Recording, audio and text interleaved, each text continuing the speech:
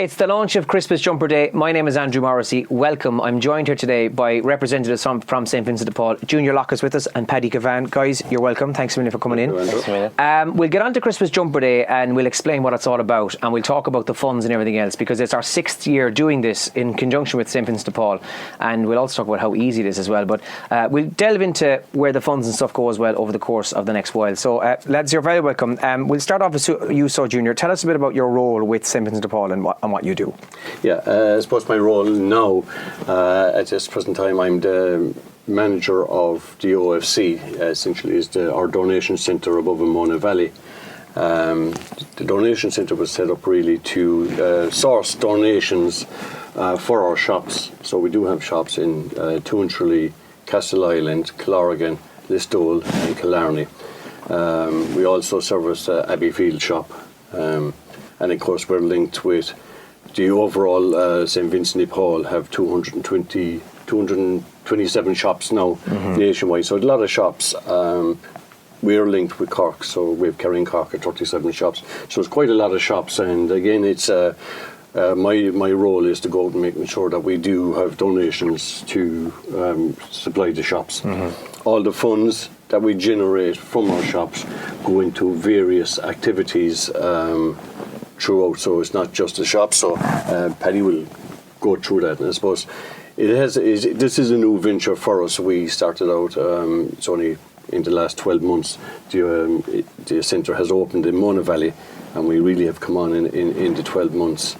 So it has, in 12 months has grown, but with this it has given us other avenues that we can support the activities that the society carry out on a daily basis, with people might know the activities that we do. So Paddy would.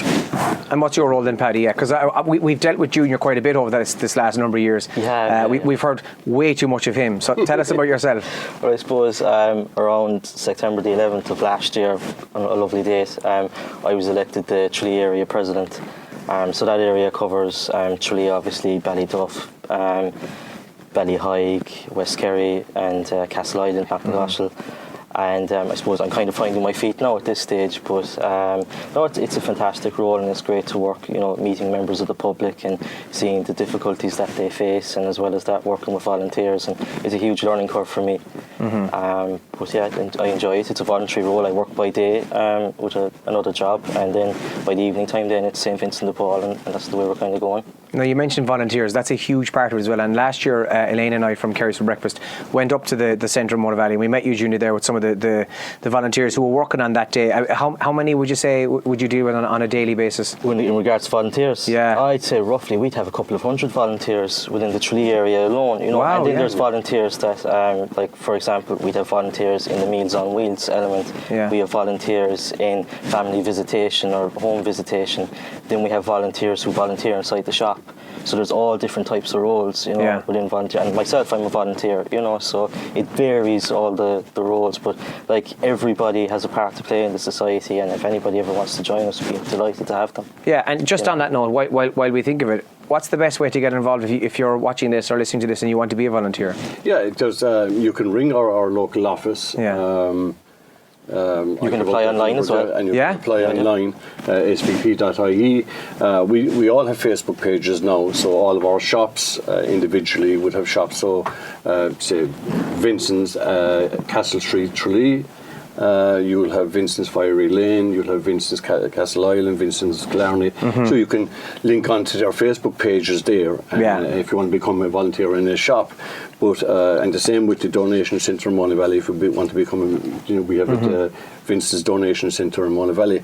But if you want to become a member in visitation or resource centres, holiday centres, Meals on Wheels, any of that, you can just link on to svp.ie and look at vacancies for what's needed. And it's quite a big employer as well around, so there's jobs up every week for different parts of the country for different roles.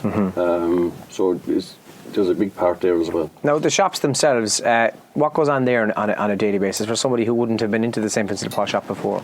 Okay, so the cover shops, I suppose, previously if someone had a donation, drop it into the shop, and people just found it hard maybe to get down, get parking, and So now we open the donation centre in Mona Valley. People can go up there, there's parking there, you can drop in your donation there. Or we have clothes banks out throughout the county now, and you could put in your clothes in there.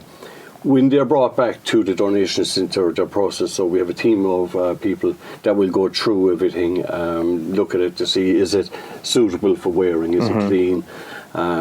So they'll go through that. Then it's quality checked again before it's hung up, and then our shop managers can come in and pick the type of stock that they would need, or they can pick up, they'll order it, the stuff they need. So, for example, if we had a shop that sells a lot of men's clothes, it's pointless having 80% of your shop in dresses if 80% of your stuff is men's. Yeah, so of course, yeah. Again, we're kind of picking what is needed within each shop, and so they can pick it from the orders or from the centre, or it can be ordered and we deliver it out to the shops. When it goes to the shops, it is then, once again, it's steamed out the back with the girls. They'll steam it. They'll put it out on the floor. They'll price it and put it on the floor, and it'll be on the floor then for 7 or 8 days before the stock is rotated. So there's a big team, an army. Well, it just goes to show what you'd said there as well, Paddy. I mean, you wouldn't think when you walk into the shop and you see everything laid out, you don't think that much work goes in to getting that stuff laid out, and that's where the volunteers come in. No, and I suppose the good thing as well to mention is, like, when you go into a St. Vincent de Paul shop and you spend your money there, that money is reinvested in education, in food, in all types of assistance towards families. It's not like, and I'm nothing against the big multinationals, but if you go in and you spend your €10 there, that's gone God knows where. Whereas at least when you spend it in St. Vincent de Paul, it's kept locally and it's used. So that's the main thing we'd like to get across. I think we're very fortunate in here in Kerry that the amount of people that are willing to volunteer and support charity like St. Vincent de Paul. It's a testament really when you have 40, 50 people dealing with just a couple of shops in Tralee. I'm talking about there's probably 50 volunteers alone between the centre and 3 shops. We have the furniture shop in Fiery Lane, the clothes shop in Fiery Lane, and the Castle Street alone. That's besides you going to Killarney, Listowel, Killorgan, Castleisland. Listowel have a massive team of volunteers there. They run a bingo night there 1 night a week. They have the daycare centre. Brilliant volunteers doing stuff in the background. They have the meals and the day centre. It's massive. Killarney the same. They have social housing. Killorgan have social projects out there. It's just a lot of stuff going on in the background. People don't realise that's happening. It's happening. And there, am I right in saying that there's a new shop in Dingle about to open? And actually, Radio Kerry Francis will be live from there on the 11 to 1 club on November the 28th. I think is it Thursday? Yeah. So that's another venture out the west side of the county as well. Yeah, and I suppose as the area council would have looking at to say where can we reach out to every part of the county, and we do have a conference in nearly in every town and village within the county now. So, like as Paddy said a while ago, the Tralee area spans out to Ballyduff, Causeway, Ballyhigh, Gafford, Feenet, all that side. Then you go to West Kerry, Castleisland, Knocknagoshel. So, I suppose the area council felt that they needed some presence in the Dingle side because they were getting calls for help from back there. People needed support. So again, they need to put a face back there and put. And as well as that, it's sustainable funding for the society, and it's somewhere that the locals can go, and it's for the local people that they can go in there and have a look and see. It's not the old crammy, charity shops that might have been there in the past. They're practically boutiques at this stage. Do you know what I mean? And some of the products inside there, they have tags on them. They're brand spanking new. Yeah. And I think that's the point as well to get across. And as well, environmentally wise, you're probably better off going into a charity shop because if you buy clothes in there, it's being reused. It's really sustainable. And so they're the points as well. I think we should. I think. Junior, you were in with the Lane Line, the breakfast show last year, and I think you might have mentioned that actually, that people actually come to the shops and when they want to make a donation, you mentioned tags, there's actually unworn clothes.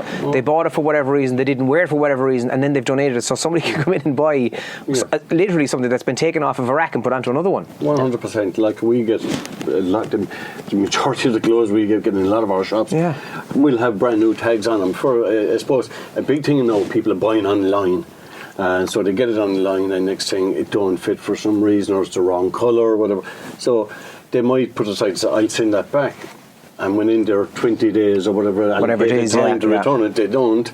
So they donate it. So we kind of put it aside, and then we, the shop managers, if they feel that's suitable for their shop or will sell in their shop, they'll send it, they'll take it. Yeah. And it is, again, I suppose it's not just the new tags, but we're in a society at the moment. Things are changing environmentally. So we have to look at, sustainability. Can we upskill or upcycle the clothes? Yeah. That's a thing we're looking at as well. Maybe running a couple of education courses on upcycling new clothes, and to make it more trendy again and get younger people in. And there's a great project at the moment. Maeve in Fiery Lane is taking part with the second years in Causeway. And again, they were allowed to come in to pick so many items, and they were going to have to go and upcycle this and renew it again and make something new out of it. So it's a great project, and it's great to see the schools wanting to get involved. And when the kids came in and they looked around the shop and they couldn't believe the stuff from Boohoo and everything else, I think Maeve said her sales went through the roof that day, so that shows you. That's good though, that they now see what's happening in the shops as well, yeah. So we have a youth program really going across the transition years through the whole country, but I suppose we have a youth worker in Kerry and Cork, and John is out in schools doing social projects with transition years. So it's about educating, So. And at least they know then what's going on and what the services are. And speaking of services, we mentioned the clothes. That's obviously a huge part of it. What are the other services then that the shops will be offering? So that's our main work. So the other thing as well to mention is in Ballybunion we've a holiday centre. So in the summertime, older people and the Irish immigrants from the UK come over and they have a bit of a holiday in Ballybunion, and it's a fantastic spot, and I'd recommend anybody to go and see it. It's the Towers Hotel in Ballybunion. Also as well, like we mentioned before, we have the Meals on Wheels in Tralee. They also do it in Castle Island, they do it in the Stole, St Vincent de Paul. We do a Christmas Day dinners with the Meals on Wheels. We're also going to be doing it in conjunction with St John's Church in Castle Street this year, so people can come in Christmas Day, anybody at all, and have a Christmas dinner in with everybody, and it kind of brings a bit of community spirit to the place. And just on that note, Paddy, actually, we'd spoken not so long ago about this, and this is kind of a new initiative, because it yourself, you were saying that you'd go into somebody's home and you'd realise, this person is actually alone for Christmas Day. Johnny or Mary or whoever it is, they're on their own, and then this idea came, why don't we get people together for Christmas Day? Yeah, I think for years, the Meals on Wheels in Tralee and Christmas Day, we've been doing it for I think over 40 years, and I got involved around 5 years ago. But you'd notice when you call into people's houses that they were on their own. There was an older person, or it could be just any person at all on their own. And Christmas can be a tough day if you're on your own. Do you know what I mean? Because you're getting constant reminders. And I said, at least by coming into the parish centre there in St John's, that you're with other people, it's a bit of community spirit, and it's somewhere to go. It'll break up the day. So if anybody's interested in getting involved, or if anybody would just like to call in and have a dinner, it's on from 2 to 4 in St John's Parish Centre in Castle Street. So yeah, it's a lovely idea, and I would hope that people will avail of it as well. Definitely, please do avail of it. That's what it's there for. And I think it's not. I don't like to see it as charity. It's a thing that it's a community spirit. Everybody getting involved. And the irony of all this, we talk about charity, and we talk about Christmas jumper and everything else, but the irony of all this is that's the first thing I thought of. It's not the charity aspect of it, is the crack aspect, and you mentioned breaking up the day and just getting the community together. And I think it's a lovely idea, and absolutely people should avail of it this year, and hopefully long running every year. It is great, that someone have the opportunity of maybe having a Christmas dinner with someone else. Maybe they want to be in their own. Maybe some people do want to be around, but I suppose a lot of volunteers, and we're actually very lucky again that we have a lot of organisations around supporting the likes of Meals on Wheels, the Lions Club, Progress, and a lot of other groups that deliver the meals for us. Otherwise, we wouldn't be able to do ourselves. That we need support from the other organisations, and they're very good to do that. But I suppose our main work is our visitation. That's why the society was set up. Yeah. You know, and we have a lot of volunteers out. As I said, every town and village from Kevane to Ballyduff, Causeway, right out of Castleknock, Loch, we have every parish. We have a group there. Every corner is covered. That we can, if someone needs a hand up at any stage, you know, that they can ring our office. It's 06671 27831, and it's option 2. In there, because 3 or 4 options for option 2, get you through to the office. If someone is in need of some support, they can let the message with one of the girls there, and then someone will call back to them. I mean, that is our main piece of work. We can't forget, you know, that the money that we generate from our shops or from any other activities go to that supporting families for whatever reasons that they're in. They need a bit of help. At least we're there. And I would say to people, don't be embarrassed about it. It's private. It's completely anonymous. Yeah. It's anonymous. You're picking up the phone. You're not calling it to anyone. You're actually picking up the phone. You're having a chat with the girl, one of the girls there in the office, and they'll take the details. Look, and they'll fill them in on how the process works from there. Like. That brings us on then to Christmas Jumper Day. So this is our 6th year doing it in conjunction with St Vincent de Paul, and the idea started a few years back. I think it actually might have been, she'll claim it anyway, but I think it might have been Elaine Kinsella's idea. And look, it's as simple as it sounds. You wear a Christmas jumper or something Christmassy, you make a small donation if possible, and then you raise funds. And I think over the course of the last 5 years, heading into this as the 6th year, we're close to 80, if not just over the 80,000 euro mark, and that's just from that day alone and so on. Obviously there's other elements through the shops and so on. So the funds then, just for anybody listening and watching who, you know, they think, right, I'll donate this year and I'll give my whatever many euro that they can, you know, where does it go? What do St Vincent de Paul use that money for then? Well, I suppose last year we distributed just over 700 hampers to families all around the Tralee area that we previously discussed. We gave out over 200 Christmas Day dinners. As well as that, there was general assistance as well to families. There was educational assistance. So it was a huge help to be able to do that, because without initiatives like this, we simply wouldn't be able to do it.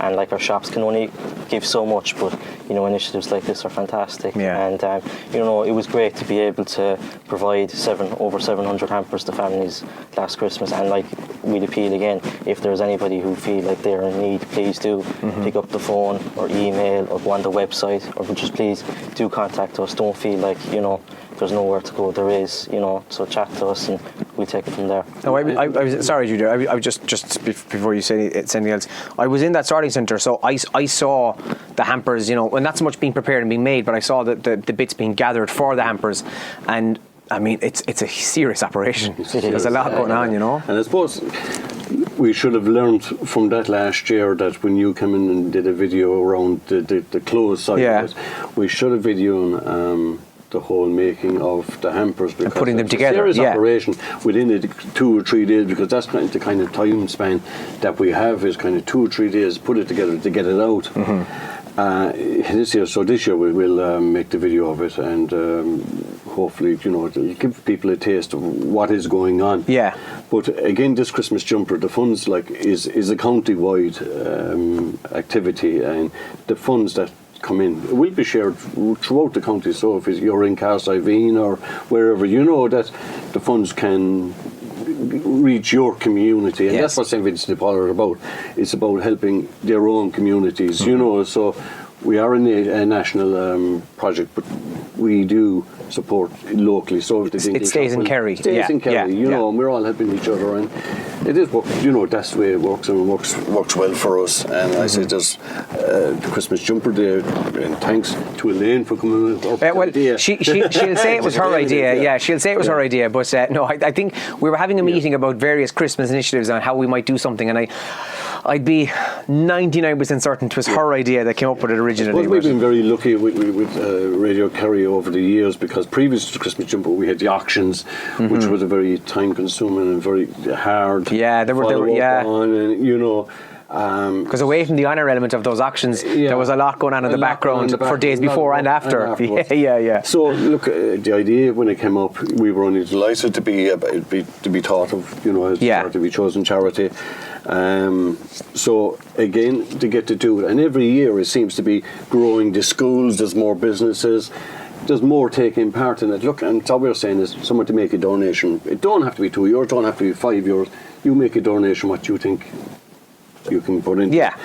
And it has been fantastic. As you say, it's probably close to 80,000 over the past 6 years. That 15,000, every year. And like for us, to go and raise 15,000 is a good chunk of money. There's a lot of work. It's a massive amount for anything, of course. Yeah. And like other charities feel the same thing. And we are competing at the moment with a lot of other charities. And as I say, at this time of year, because it's time people are giving. So there's other charities are very worthwhile as well, but everyone needs to, for the time of year, of course, look at the charities. And then we have a lot of different groups starting out. I just see the other day advertised that someone's doing a toy collection in a car park. But you'll get that kind of a thing. So you have that, and people feeling they need to give to that. But I obviously look, check, have they a charity number? If someone has a charity number, make sure they're registered, of course. Make sure they're registered. And just on that note, if somebody calls to the door, or you meet somebody on the street, or wherever it is, if they are working on behalf of a charity, they will have proof of. They'll have ID. We will not call to doors looking for money. Yes. Say, Vincent de Paul do not do door to door. So that is quite clear. We don't do a street collection. Food share, which will be associated with St. Vincent de Paul, will have a street collection. We do not do a street collection. We do bag packing, really. So. And anytime you see us, we have our SVP logos, we have our charity numbers, we have ID badges. You know who you're dealing with. Exactly. So just I think that is important, because whether it be St. Vincent de Paul or whatever other charity, I think very rare, if ever, they do knock door to door looking for money, as in they don't. I think that's quite clear, that if somebody does come knocking on your door, that if they don't have ID, then I would report that, actually, if they're pretending to be from some organisation that potentially has no idea that they're going door to door. And especially this time of year as well, because like Junior said, it's the giving time of year. And people are in the Christmas spirit, and it's just something to be aware of, to keep an eye out for that. So. Well, just before we wrap up, Christmas jumpers, obviously you can see us clearly here wearing ours. United Man. Man United colours, absolutely, 100%. Santi is a red. It's the easiest thing in the world, because we're wearing jumpers now. It can be a Christmas t-shirt or whatever, but the shops themselves, ironically, do actually have Christmas jumpers. So if on the day you do want to take part, and maybe you think, geez, I've completely forgot to get a jumper, the shops actually have pop into jumpers, one of our shops, and they're very reasonable, to get jumpers, so you don't have to go out and spend a massive amount just to take part. Go into one of our shops.